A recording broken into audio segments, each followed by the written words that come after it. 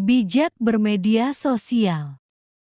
Kita hidup di era di mana semua informasi ada di ujung jari. Tapi, apakah semua yang kita baca dan bagikan itu benar? Yuk, kita bahas budaya digital. Budaya digital adalah cara kita berpikir, berperilaku, dan berinteraksi di ruang digital. Sama seperti budaya di dunia nyata. Di dunia digital pun kita perlu sopan, bertanggung jawab, dan menghargai orang lain. Media sosial bisa menjadi tempat berbagi ilmu, berkoneksi, dan menyebarkan inspirasi. Contoh positif, edukasi akun belajar, komunitas kreatif, kolaborasi sosial. Tapi hati-hati, dunia digital juga penuh jebakan. Kita bisa terjebak hoaks, ujaran kebencian, bahkan kehilangan data pribadi. Sebelum posting, pikir dulu, apakah ini bermanfaat? Apakah menyakiti orang lain? Apakah ini benar? Prinsip 3S. Saring sebelum sharing. Sopan saat berkomentar. Sadari jejak digitalmu abadi. Agar jadi warga digital yang cerdas, yuk ikuti tips ini. Tips: periksa fakta sebelum menyebar info. Aktifkan keamanan akun 2V. Jangan asal klik link. Hindari debat tidak sehat di kolom komentar. Ingat, teknologi hanya alat. Kita yang menentukan apakah kita mau menggunakannya untuk kebaikan atau sebaliknya. Media sosial tidak hanya memengaruhi cara kita berkomunikasi, tapi juga cara kita memandang diri sendiri. Saat kita terlalu sering membandingkan hidup kita dengan orang lain, bisa muncul rasa tidak percaya diri. Kita lupa, yang kita lihat di media sosial seringkali adalah versi terbaik, atau bahkan palsu dari kehidupan seseorang. Banyak orang percaya bahwa semua yang ada di internet pasti benar. Padahal, tidak semua informasi itu bisa dipercaya. Misalnya, berita tentang artis yang ternyata hoaks, atau informasi kesehatan yang belum terverifikasi. Contoh nyata, berita hoaks. What? Minum air garam bisa menyembuhkan COVID-19. Quote, fakta. Itu tidak terbukti secara medis. Banyak anak muda kini jadi kreator konten tapi bukan sekadar untuk hiburan. Ada yang mengajar lewat TikTok, membuat puisi di Instagram, atau berbagi kisah inspiratif di YouTube. Inilah bukti bahwa budaya digital bisa menjadi ruang edukasi yang luas. Kita sering lupa bahwa data pribadi adalah harta. Ketika kita asal klik link, login di sembarang tempat, atau unggah foto KTP, kita sedang membuka pintu untuk kejahatan digital, seperti phishing dan pencurian identitas. Budaya digital juga kadang membawa sisi gelap. Misalnya, budaya menghujat atau cancel culture. Saat seseorang membuat kesalahan, langsung viral dan dihukum massa. Padahal semua orang bisa berubah.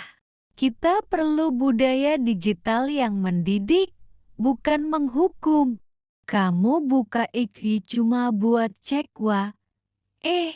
Tiba-tiba udah sejam scrolling TikTok. Pernah begitu?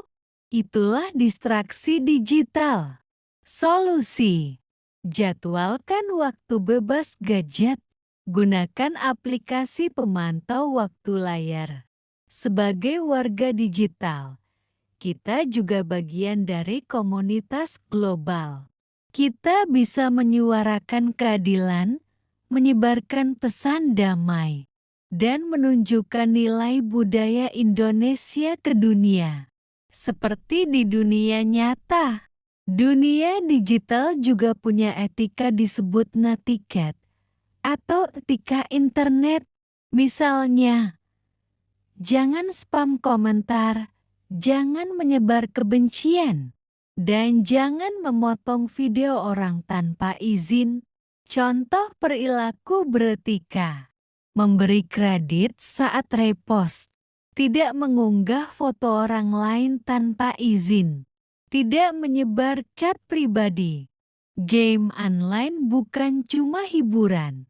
Di sana juga ada interaksi sosial, kerja sama tim, bahkan komunitas.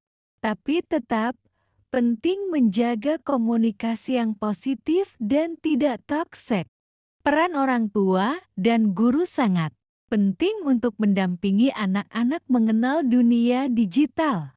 Bukan sekadar melarang, tapi memberi pemahaman, batasan, dan contoh. Tips untuk orang tua: gunakan parental control. Ajak anak diskusi konten digital. Buat aturan waktu layar bersama. Media sosial menggunakan algoritma yang hanya menampilkan konten yang kita sukai. Akibatnya, kita bisa terjebak dalam filter bubble hanya melihat satu sisi pandangan.